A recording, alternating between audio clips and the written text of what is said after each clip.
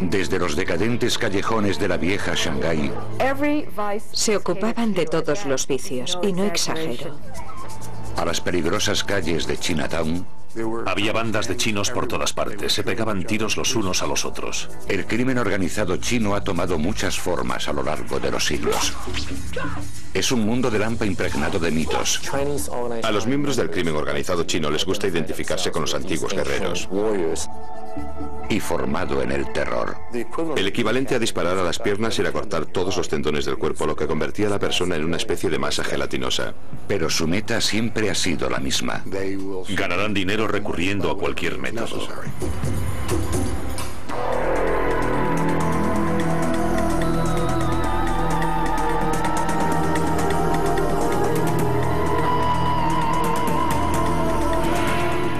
El crimen organizado. Episodio 4. La mafia china. 17 de diciembre de 1999. 12 hombres de la provincia china de Fujian se abren camino hacia una zona de carga y descarga próxima al puerto de Hong Kong. Los dirigen varios cabezas de serpiente, mercenarios criminales especializados en el contrabando de inmigrantes ilegales. Por un precio exorbitado, los cabezas de serpiente van a colar a los hombres en un barco que se dirige a los Estados Unidos, pero no como pasajeros, sino como carga. Amparándose en la oscuridad, los cabezas de serpiente meten a los hombres en lo que será su hogar durante las próximas 2 semanas. Un contenedor de carga de 3 por 12 metros. No creo que la gente que se mete en esos contenedores sea totalmente consciente de las circunstancias en las que van a viajar. Creo que están tan preocupados por llegar aquí que están dispuestos a correr cualquier tipo de riesgo. Después de unas horas se termina de cargar y se cierran las puertas. El contenedor va cubierto por un toldo que permite que entre aire durante la travesía. Después podrán cortarlo, lo que permitirá salir a los hombres cuando lleguen a su destino, Seattle, Washington. Su única forma de contacto con el mundo exterior es un móvil, que deberán usar para contactar a su llegada con los cabezas de serpiente de Seattle. Sus únicas comodidades son unas pocas y vitales provisiones. Este contenedor en concreto tenía edredones, agua, alimentos, galletas de arroz y recipientes para eliminar excrementos. Al día siguiente, el contenedor, propiedad de una naviera con base en Tokio llamada NIK Limited, es introducido en la bodega de un barco llamado OOCL Faith. A los agentes de la compañía se les ha dicho que el contenedor lleva un cargamento de unidades de maquinaria textil. Sobre él se apilan 8 contenedores más. Atrapados en su interior, los hombres de la provincia de Fujian se preparan para un viaje de 14 días de duración y 6.000 millas, un descenso a los infiernos. Les daba mucho miedo morirse o pensar en lo que podría pasarles durante el viaje, pero ya se habían comprometido, no había vuelta atrás. El tráfico de carga humana es solo uno de los muchos negocios ilegales que han convertido a la mafia china en una fuerza a nivel mundial. La mejor forma de resumir el crimen organizado chino es decir que es un supermercado del delito. Están dispuestos a asesinar por dinero, secuestrar, extorsionar, prestar dinero, blanquearlo, cometer delitos de guante blanco, delitos informáticos, cualquier delito que les ayude a conseguir cualquier tipo de ganancia económica. Pero durante los últimos 20 años el negocio de introducir ilegales ha crecido más que otros. Cada año introducen en los Estados Unidos a miles de ilegales chinos, usando una amplia variedad de conductos facilitados por una red global de cabezas de serpiente. Es una empresa criminal muy amplia. Ocurre en todas las fronteras terrestres, puertos y aeropuertos internacionales de los Estados Unidos. La gran mayoría de los que intentan colarse en los Estados Unidos, como los 12 hombres del OOCL Faith, proceden de la provincia costera de Fujian. Durante siglos los que emigran de Fujian se han lanzado al mar en busca de una vida mejor. Hoy miran hacia la montaña de oro, los Estados Unidos, donde un trabajador medio gana 10 veces más de lo que gana un fujianés medio. Incluso el salario más reducido de aquí puede ayudar a aldeas enteras de la provincia de Fujian. Hasta las peores condiciones de aquí son mejores que las mejores de allí. La recompensa de un viaje con final feliz puede ser enorme. Una nueva vida en América y dinero para enviar a la China. Pero los riesgos también son enormes. Los cabezas de serpiente cobran unas tarifas desmesuradas por sus servicios. Piensen en el margen de beneficio que queda si introducen 20, 30 o 40 chinos en los Estados Unidos a aproximadamente $40.000 por persona. Lo normal es que una familia o una aldea, o bien alguien que ayude desde los Estados Unidos, reúna el dinero para pagar el primer plazo de lo que cuesta enviar a uno de sus hijos a los Estados Unidos. Sin embargo, antes de que el joven pueda empezar a enviar dinero a casa, primero ha de pagar el resto de su deuda con el cabeza de serpiente. Casi siempre el resultado es una especie de contrato de servidumbre. Muchas horas de trabajo en restaurantes o talleres ilegales para un inmigrante ilegal a merced de un sindicato del crimen. Junto con el contrabando de ilegales vienen la extorsión, el secuestro y graves delitos de violencia que incluyen la muerte. No se trata solo de meter a un ilegal en un barco y dejarlo en una playa. Es una actividad que lleva aparejados otros delitos. A pesar de los peligros, los hombres encerrados en el barco están dispuestos a someterse al terrible viaje a través del Pacífico. Sabían que ese era el riesgo que debían correr para conseguir lo que para ellos es lo más importante de su vida, llegar a los Estados Unidos. Pero tras 12 días en el mar, su plan empezó a fallar.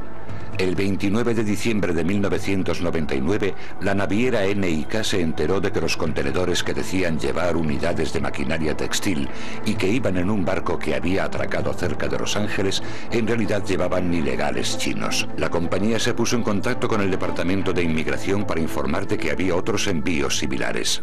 Había 3 contenedores más enviados por la misma compañía que habían declarado el mismo tipo de contenido. Uno de esos contenedores iba a bordo del OOCL Faith. 6:30 de la mañana del 2 de enero de 2000, el OOCL Faith atraca en Seattle. Los agentes de aduanas y del Servicio de Inmigración están esperando y preguntándose con qué se van a encontrar. Por fin, después de 2 horas, el contenedor es retirado del barco y depositado aparte. Utilizando máscaras para protegerse de las enfermedades de transmisión aérea, los agentes de aduanas fuerzan la cerradura con cuidado. Hay muchos factores desconocidos a tener en cuenta antes de abrir un contenedor. No sabremos si habrá gente necesitada de atención médica o si habrá gente armada. Cuando se abren las puertas, un olor a basura y a excrementos impregna el aire. Los traductores ordenan en mandarín a los hombres que salgan.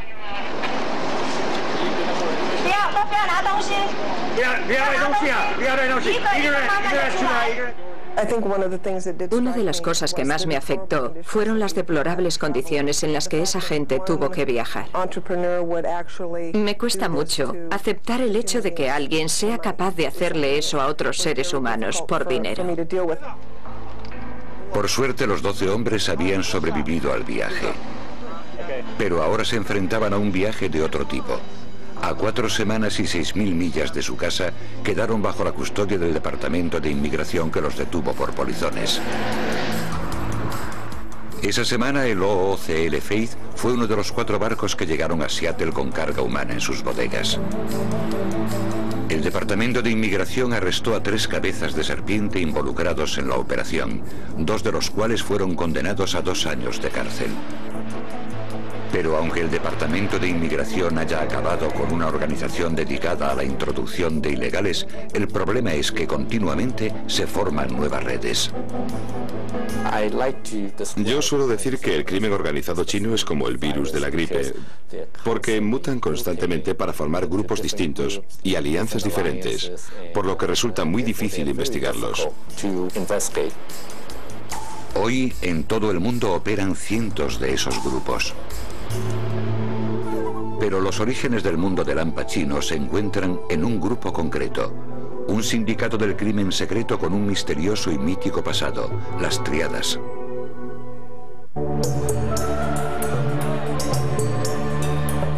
Actualmente el mundo del hampa chino está formado por cientos de diferentes organizaciones criminales.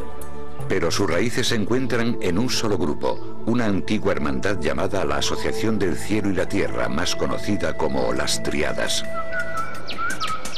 Los orígenes de la banda más conocida de la China son motivo de debate desde hace mucho tiempo. Según la leyenda conocida por muchos chinos, la historia comienza en 1671 en un monasterio Shaolin de la provincia de Fujian. Allí un grupo de monjes budistas lleva una vida de sencillez y aislamiento. Cuando no meditan, perfeccionan un tipo de arte marcial que llegaría a ser conocido como Kung Fu. Un día los monjes se enteran de que los ejércitos bárbaros se acercan a la capital, Pekín, y amenazan con derrocar el imperio Qing. Supone un cataclismo. Los ejércitos imperiales no son lo bastante fuertes como para resistir, por lo que un emperador desesperado pide ayuda a todo el mundo para rechazar la invasión. Llevados por el deber patriótico, los monjes del templo Shaolin responden a la llamada utilizando el Kung Fu para rechazar a los bárbaros sin perder ni un solo hombre. Un agradecido emperador ofrece a los nuevos héroes riquezas y títulos nobiliarios, pero los monjes lo rechazan. En cambio, regresan a su aislada vida en Shaolin sin pensar la traición de los asesores del emperador. Los malvados altos cargos que rodeaban al emperador les sugirieron que si habían hecho aquello podrían hacer cualquier cosa, así que sería mejor librarse de ellos. El emperador, que era manchú y no chino, actúa con rapidez temiendo una rebelión interna. Envía un grupo especial a Fujian, armado con veneno y pólvora, y en un banquete de celebración, los invitados emborrachan a los monjes y después prenden fuego al templo. Las llamas devoran el monasterio, matando a casi todos los monjes Shaolin. Los 5 únicos supervivientes caminan durante días para huir de las tropas del emperador. Por fin se detienen a descansar junto a un arroyo donde descubren un pebetero que flota en el agua. Lleva unos caracteres chinos que dicen: derrocad a los Qing, restaurad a los Ming. Aquellos monjes, al ver el pebetero, pensaron: el cielo nos ha enviado un mandato. Para los monjes el mandato está muy claro: deponer al emperador que los ha traicionado y restablecer la dinastía Ming para que la China vuelva a ser gobernada por los suyos. De este encargo patriótico surge una nueva hermandad que los 5 monjes se encargan de expandir por toda la China. Durante siglos, las distintas versiones de esta historia han dado forma a la mística de las Tríadas. Sin embargo, los historiadores dicen que la leyenda de los monjes Shaolin es solo eso, una leyenda. De hecho, afirman que no hay nada noble en el nacimiento de las Tríadas. A los miembros del crimen organizado chino les gusta identificarse con esos antiguos héroes y guerreros para darle un toque especial a sus actividades delictivas. Para mí no es más que puro cuento. Según los eruditos, la auténtica historia de las Tríadas comienza en la provincia de Fujian durante el siglo XVIII. Era una época de agitación económica y los jóvenes que vivían al margen de la sociedad se vieron obligados a marcharse en busca de trabajo. Pero en Fujian los caminos eran peligrosos porque estaban llenos de bandidos y ladrones. En el siglo XIX, Fujian es el salvaje oeste de la China. Cualquiera estaba expuesto a que en cualquier momento lo insultasen, abusaran de él, le robasen, se aprovecharan de él, lo estafasen o incluso lo matasen. Como medida de protección, los jóvenes se juntaban para formar sociedades de ayuda mutua. Eran como familias adoptivas, hermandades unidas por sus juramentos de lealtad.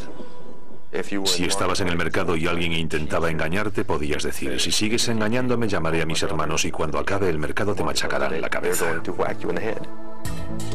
Pronto, las sociedades fundadas para defenderse comenzaron a delinquir también. Los hombres que entraban en esas sociedades, que las necesitaban, no eran angelitos, ocupaban el escalón más bajo de la sociedad. Se dice que aquí, en este templo, un grupo de monjes itinerantes formó una hermandad secreta en 1761. La llamaron la Asociación del Cielo y la Tierra, nombre inspirado en la imagen tradicional china del orden cósmico. El cielo encima, la tierra debajo y los seres humanos en el medio. Para representar esta relación, la Asociación del Cielo y la Tierra tomó como emblema un triángulo equilátero, símbolo que con el paso del tiempo dio lugar a su nombre occidental, las Tríadas. En poco tiempo, distintas ramas de esta nueva hermandad comenzaron a surgir por toda la provincia de Fujian. No tenían un padrino, un papa, una figura central. La sociedad se fundó como una serie de pequeñas unidades o células autónomas que parecían surgir casi al azar. Los nuevos miembros iniciaban con un solemne ritual cuyos elementos se siguen usando actualmente en las Tríadas. El ritual solía empezar cuando los iniciados pasaban por debajo de varias espadas alzadas, lo que simbolizaba la entrada a una nueva familia. Después se sacrificaba un animal al que se desangraba y cuya sangre se mezclaba con vino y cenizas de incienso. Los iniciados se pinchaban un dedo añadiendo su propia sangre a la mezcla. Al final, tras jurar que nunca traicionarían los secretos de la hermandad, bebían. Durante décadas la Asociación del Cielo y la Tierra consiguió escapar al control del gobierno. Pero en 1787 el emperador descubrió su existencia. Debido a su mitología mesiánica, la leyenda de los monjes Shaolin, la misteriosa sociedad podía representar un peligro para la dinastía en el poder. Y se lanzaron a una caza de brujas por toda la costa de Fujian, donde en algunos lugares fueron casa por casa en busca de los supuestos miembros de la Sociedad del Cielo y la Tierra. Pero la caza de brujas no salió bien. Cuanto más interés ponía un gobierno en acabar con ellos, más crecían y se expandían. Algunos miembros pasaron a la clandestinidad y se repartieron por toda la China, llevando con ellos los secretos de su criminal hermandad. Casi de repente, la fracasada persecución del gobierno convirtió a la Asociación del Cielo y la Tierra en la sociedad secreta más famosa y célebre de la China. Durante el siglo siguiente, las Tríadas se extenderían por todo el sudeste asiático y se establecerían en los barrios chinos de Norteamérica. Sus actividades ilícitas abarcaban cualquier campo: tráfico de drogas, prostitución, juego. Y como las Tríadas formaban el grupo que definía el crimen organizado chino, surgieron decenas de imitadores. Con el tiempo, uno de ellos controlaría el oro blanco del tráfico de opio de la China y con él la ciudad más decadente del mundo, Shanghái.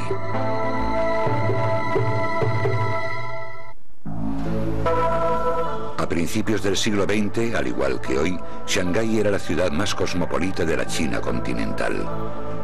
También era la más peligrosa, decadente y corrupta. Era un lugar de la China donde lo oriental se juntaba con lo occidental, provocando todo tipo de excesos. Se ocupaban de todos los vicios, y no exagero. La ciudad era en realidad tres mundos dentro de uno: los territorios británico, francés y chino, cada uno custodiado por su propia policía. Era el caldo de cultivo perfecto para la delincuencia. Un bandido podía delinquir en una jurisdicción y escaparse a otra para evitar ser arrestado. Con el paso del tiempo, una única banda dominaría el próspero mundo de Lampa de la ciudad. Y un ambicioso gángster se convertiría en el señor del crimen más poderoso que la China ha visto jamás. Con el auge de las Tríadas a finales del siglo XVIII, las sociedades secretas comenzaron a surgir por toda la China. Una de las mayores era la famosa Banda Verde. La Banda Verde comenzó siendo una asociación benéfica para los barqueros que trabajaban en el Gran Canal, la vía fluvial interior por la que se transportaba el arroz de los impuestos desde el centro de la China a Pekín. Cuando la llegada de los barcos de vapor dejó sin trabajo a los barqueros, muchos se dirigieron a la ciudad. Los componentes de la Banda Verde comenzaron a llegar a Shanghái, donde al principio fueron obreros normales, pero después comenzaron a tomar parte en los negocios ilegales de la ciudad. Gracias a su experiencia en navegación y transporte, los componentes de la Banda Verde se abrieron camino en el próspero tráfico de opio. El opio era el mayor negocio de Shanghái. Y de él dependían otros negocios ilegales auxiliares, robo a mano armada, prostitución, juego, préstamos ilegales, etc. A mediados de los 20, los miembros de la Banda Verde controlaban los negocios ilegales de los 3 sectores de Shanghái. En una ciudad del tamaño del Chicago de Al Capone, la Banda Verde lo controlaba todo. La Banda Verde fue capaz en un periodo de tiempo asombrosamente corto de pasar de ser un grupo anticuado de hermanos del norte de la China a convertirse en la organización de criminales más poderosa del mundo. Y en medio de todo aquello estaba un gángster con más poder e influencias de las que Scarface podría haber imaginado, Du Yusheng. Du se crió huérfano y analfabeto en Pudong, una pobre aldea de campesinos al otro lado del río Huangpu, cerca de Shanghái. Llegó a la ciudad a los 14 años. De día el chico, conocido como Du el Orejotas, trabajaba en una tienda limpiando y pelando fruta. Por la noche se dejaba llevar por los vicios que ofrecía la ciudad, fumando opio y jugando. Era una persona inmoral y Shanghái era una ciudad inmoral.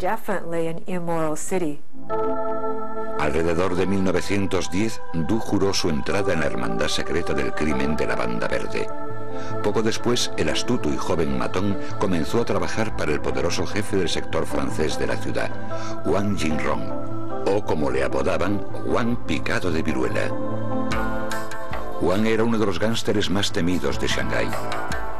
Además, también era el jefe de la policía china del sector francés de la ciudad, también conocido como Concesión Francesa. Wang era valioso no solo porque pudiera proporcionar información a la policía francesa, sino porque podía manejar el mundo del AMPA de la Concesión Francesa. En la Concesión Francesa, los gánsteres no compraban a la policía, eran la policía. Du Yusheng buscó los favores del jefe del crimen y llegó a convertirse en la mano derecha de Wang. Pero solo estaba esperando su momento. En Shanghái, la lealtad no te lleva a lo más alto. En 1924, cuando su mentor cometió un fatídico error, Du vio la oportunidad de entrar en acción. Todo comenzó una noche en la ópera. Wang Jinrong, el viejo padrino, era aficionado a la ópera. De hecho, era el propietario de un teatro de ópera que, en parte, había construido para agradar a una estrella de la ópera con la que estaba obsesionado. Iba 2 o 3 noches por semana a verla actuar. Esa noche, el hijo del jefe militar más importante de la región se encontraba entre el público. Cuando acabó la función, el joven y sus amigos comenzaron a silbar y a abuchear a la estrella preferida de Wang. Furioso por el insulto, Wang ordenó a sus guardaespaldas que le dieran una lección al arrogante príncipe. Se lo llevaron afuera y le dieron una paliza. Pero por una vez, Wang había ido demasiado lejos. En esa época los jefes militares eran los personajes más poderosos de la China. Controlaban el país desde 1911, cuando los rebeldes nacionalistas derrocaron al último emperador Qing, pero fracasaron a la hora de crear un gobierno nacional unificado. 2 noches más tarde, cuando el jefe militar secuestró a Wang y lo encerró, el gángster no pudo hacer nada. Para él fue una humillación terrible. Perdió toda su credibilidad. Wang Picado de Viruela, la persona más poderosa de la Concesión Francesa en la cárcel. Esto provocó el miedo entre la mayoría de los miembros de la organización criminal que él controlaba. El texto chino decía que parecían hormigas sobre una plancha de hierro caliente. ¿Qué hacemos ahora? Se han llevado a nuestro jefe. Sin embargo, Du Yusheng no se dejó llevar por el pánico. En cuanto vio su oportunidad, no la dejó pasar. Sabía que podía desplazar a Wang Jinrong. Primero, Du pagó al jefe militar para que liberase a Wang Jinrong. Naturalmente, después de eso ya nada fue igual. Wang Picado de Viruela tenía que mostrarse agradecido a Du Yusheng. A partir de aquel día, Du Yusheng fue el verdadero jefe de la Banda Verde. Fue un golpe de estado muy bien organizado, pero Du no se quedó ahí. También consiguió que el jefe militar aceptase proporcionar protección militar a los cargamentos de opio que llegaban a la ciudad. Así pudo hacerse con el control del negocio ilegal más lucrativo de Shanghái. Y pronto forjaría una alianza que le aseguraría dicho control durante muchos años. En 1923 las tropas del Partido Nacionalista se habían aliado con los rebeldes comunistas en una campaña para derrotar a los jefes militares y reunificar la China. La coalición se apoderó del norte, haciéndose con la región que rodeaba Shanghái. Pero la alianza nunca había sido demasiado sólida. El líder nacionalista, Chiang Kai-shek, no se fiaba de los comunistas y temía por su propio futuro si estos conseguían apoderarse de Shanghái. En 1927, Chiang se puso en contacto con la figura más poderosa del mundo del AMPA de la ciudad, Du Yushen. El general le pidió a Du que utilizara la fuerza de la Banda Verde contra los comunistas, que por entonces estaban organizando una huelga masiva en la sección china de Shanghái. Du aceptó velando por sus intereses. El futuro del monopolio del opio, que él más o menos tenía en Shanghái, se veía amenazado por la victoria comunista. El 12 de abril de 1927, a las 4 de la madrugada, en el centro de Shanghái, un penetrante silbido atraviesa el silencio del alba. A esa señal, miles de miembros de la Banda Verde acceden a la sección china de Shanghái, provocando un brutal ataque contra los huelguistas comunistas. Había comenzado la masacre conocida como el Terror Blanco. Los esbirros de Du sacaban a los hombres a la calle y los atravesaban con sus bayonetas o les disparaban. Un testigo dijo que las cabezas rodaban por las cunetas como si fueran ciruelas maduras. En cuestión de horas, los hombres de Du masacraron a casi 5.000 personas. El gángster le había entregado la ciudad a Chiang Kai-shek y ahora quería su recompensa. En abril de 1927, el jefe del mundo del crimen de Shanghái, Du Yushen, organizó la salvaje matanza que sería conocida como Terror Blanco. Los componentes de la Banda Verde asesinaron a miles de comunistas, permitiendo que las fuerzas nacionalistas de Chiang Kai-shek se alzaran con el control de la ciudad. Como recompensa, a Du se le concedió el grado de general del ejército nacionalista. Y junto con el cargo llegó lo que el gángster deseaba más que cualquier otra cosa: la respetabilidad. Es el acontecimiento que lo sitúa en un pedestal, por encima de los demás. Y esto hace que empiece a considerarse un político y no solo un criminal. El inculto gángster decidió convertirse en un caballero de Shanghái. Contrató eruditos para que redactasen trabajos sobre su familia, aunque él no sabía leer. Entregó tanto dinero a obras benéficas que en 1931, en el Quién es quién de la China, aparecía como un generoso filántropo. Acabaría siendo directivo de 5 bancos y de una universidad, además de ocupar un alto cargo en la Cámara de Comercio. Y siguió formando parte de la vida social de Shanghái. Este hombre, que surgió del escalón más bajo de la sociedad, ahora es el líder social de Shanghái. Cuando entra en un club nocturno, todo el mundo dice: ahí está, es él. Pero detrás de la fachada de respetabilidad, Du conservó su alma de gángster. Se ha dicho que Du era el Horacio Alger chino. Eso es cierto, pero también era el Al Capone chino. Desde su base en el sector francés, Du mantuvo su puño de acero cerrado sobre el mundo del AMPA de Shanghái. Cualquiera que lo contrariara se arriesgaba a experimentar una truculenta forma de justicia.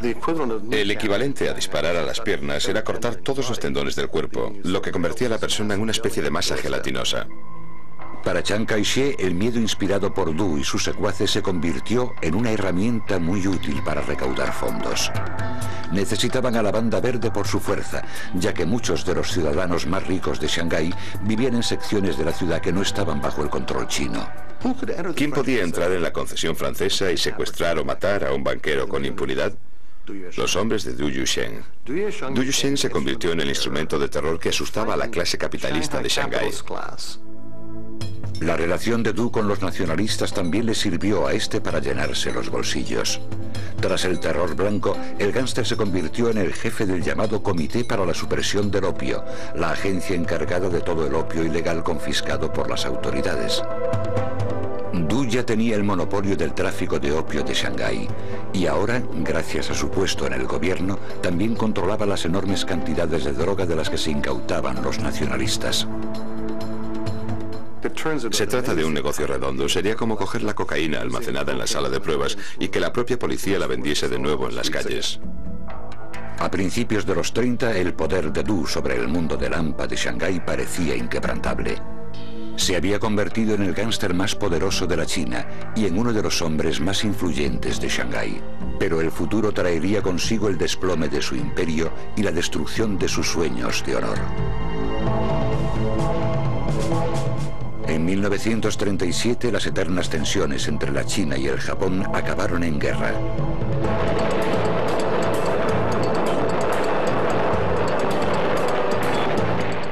El 14 de agosto, los japoneses atacaron Shanghái.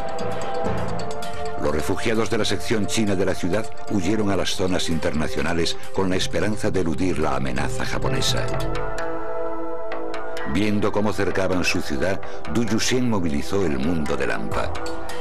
Los componentes de la Banda Verde lucharon en primera línea de fuego del ejército chino y formaron unidades de guerrilla para resistir la ocupación japonesa. Pero eso no bastó. Tras 3 meses de encarnizada lucha, Shanghái cayó.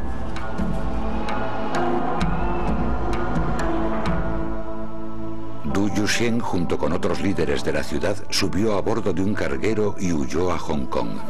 El mundo del AMPA chino ya no volvería a ser el mismo. En septiembre de 1945, un mes después del fin de la Segunda Guerra Mundial, Du Yuxian regresó a Shanghái por primera vez en 8 años. Esperaba que la ciudad que él había intentado salvar lo recibiese como un héroe, pero no iba a ser así. Para su sorpresa, las multitudes que lo veían lo abucheaban porque los había abandonado. Los había dejado vivir bajo la ocupación japonesa, se había ido a Hong Kong y no tuvo que sufrir todo lo que ellos habían sufrido. En abril de 1949, cuando los comunistas de Mao Zedong empezaron a hacerse con el control de la China, Du se fue de Shanghái por última vez. Hacía mucho que había perdido su poder, algunos dicen que incluso estaba arruinado, y su salud se resentía tras varias décadas de abusar del opio. Murió en Hong Kong 2 años después, a los 66 años. Aunque entonces nadie lo lloró demasiado, su leyenda sigue viva. Du era la quinta esencia de Shanghái. Personificaba la ciudad. La revolución comunista acabó con el reinado de la Banda Verde en Shanghái, pero no destruyó el mundo del AMPA chino. Con cientos de bandas operando en el extranjero, el poder pasó del continente a la diáspora china. Con el paso del tiempo, una oleada de inmigrantes convertiría el barrio chino de Nueva York en un semillero para el crimen organizado chino. Y un joven y violento matón declara la guerra con el fin de controlarlo. Ciudad de Nueva York, 1977. En Mott Street, en pleno centro de Chinatown, se ha desatado la guerra. Había bandas de chinos por todas partes, se pegaban tiros los unos a los otros. En medio de todo se encuentra Nicky Louis, el joven y ambicioso líder de una banda. Es su barrio. Al igual que John Gotti se sentaba delante del Raven Night Club, pues este controlaba Mott Street. Con 1,73 de altura y 54 kilos de peso, Nick Louis no da la talla de una leyenda del AMPA. Pero su carisma lo convierte en una de las figuras más temidas de Chinatown, uno de los centros del crimen organizado chino en Norteamérica.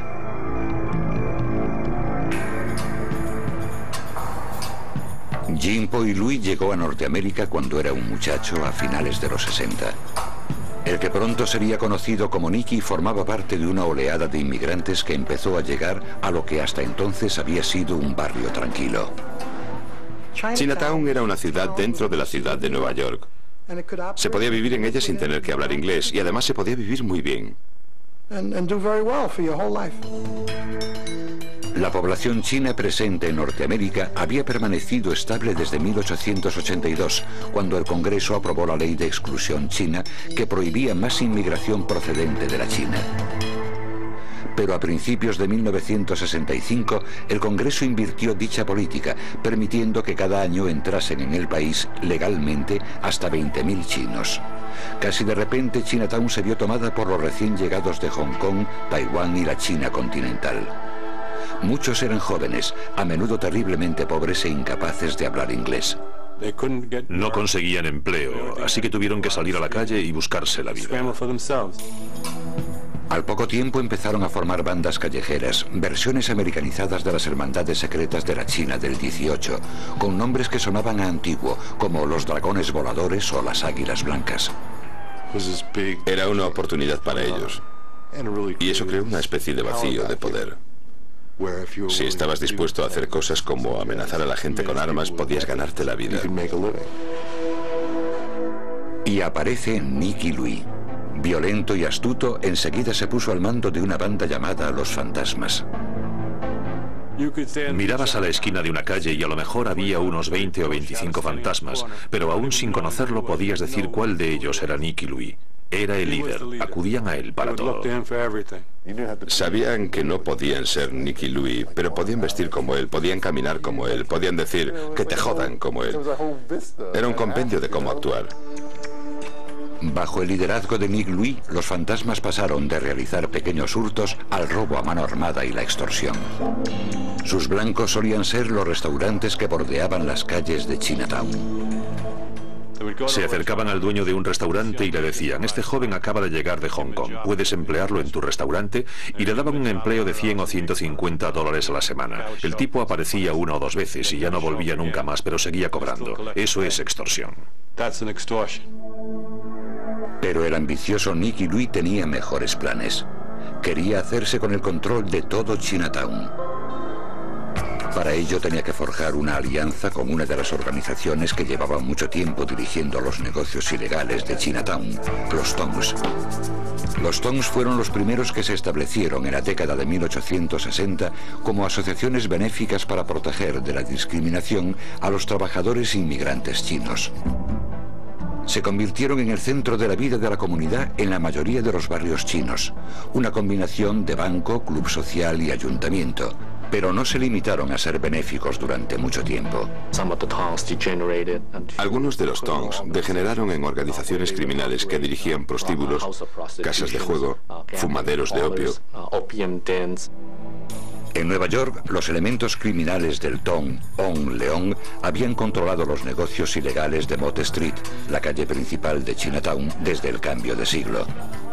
Pero a principios de los 70, la violencia entre bandas comenzaba a afectar a sus operaciones, sobre todo a sus lucrativas casas de juego. Para ponerle fin a esto, el Tong reclutó a una de las bandas, las Águilas Blancas, para hacerles de matones. Los fantasmas se quedaron fuera, obligados a operar en la periferia del barrio chino, pero eso no detuvo a Nicky Louis. La noche del 3 de marzo de 1973, el grupo de Nicky vio a un miembro de las Águilas Blancas, Arthur Ha, solo, de pie en Mott Street. Clavándole un arma en las costillas, los fantasmas lo metieron en un coche y se lo llevaron a uno de los muelles de East River. Allí lo ataron, lo llevaron hasta el borde del agua y lo arrojaron a las rápidas aguas. Su cadáver se recuperó varias semanas después.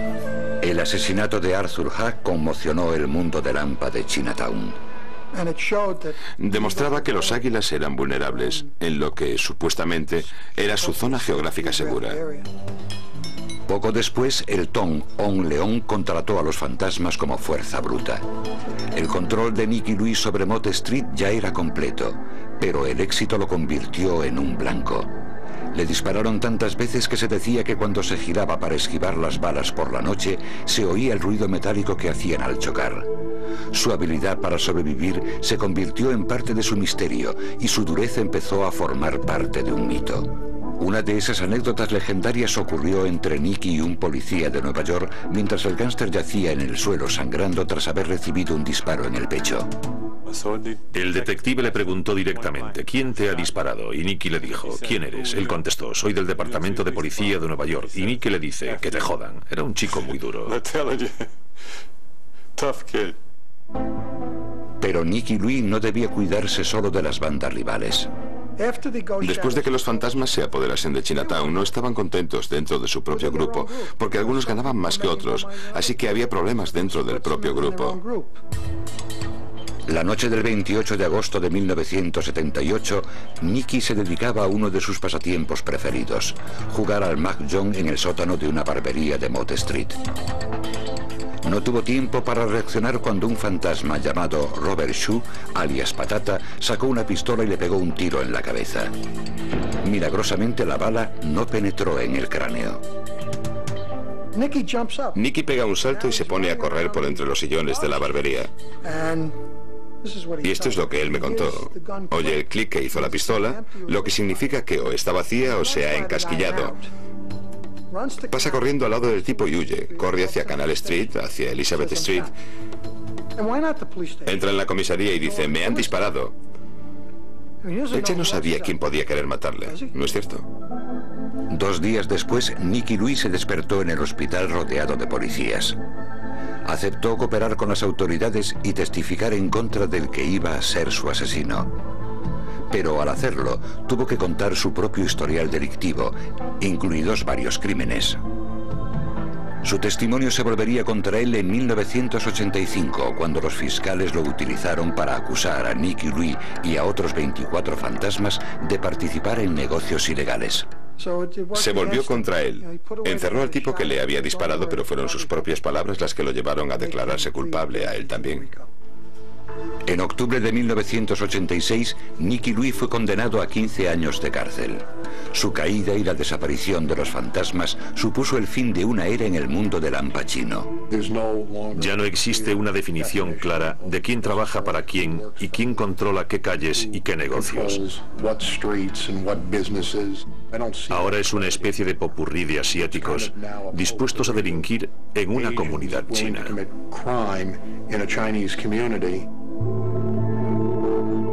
Desde que se fundó la Asociación del Cielo y la Tierra hace más de 2 siglos, el mundo del Al Pacino ha sobrevivido y prosperado, pero no ha perdido ni un ápice de su misterio. Hoy en los Estados Unidos se compone de una escurridiza serie de alianzas en constante cambio que solo tienen en común el deseo de enriquecerse. Se dedican a todo, desde el contrabando de heroína hasta el contrabando humano, y han comenzado a traspasar las fronteras de sus propias comunidades. Están dispuestos a trabajar con cualquiera, mientras consigan ganar dinero. Por eso se han convertido en una amenaza mucho más significativa a la seguridad de los ciudadanos de este país. No resulta sencillo definir claramente el crimen organizado chino en la actualidad. Es algo muy complejo, muy intrincado, hay muchos espejos y mucho humo. Es una entidad en la que resulta muy difícil penetrar.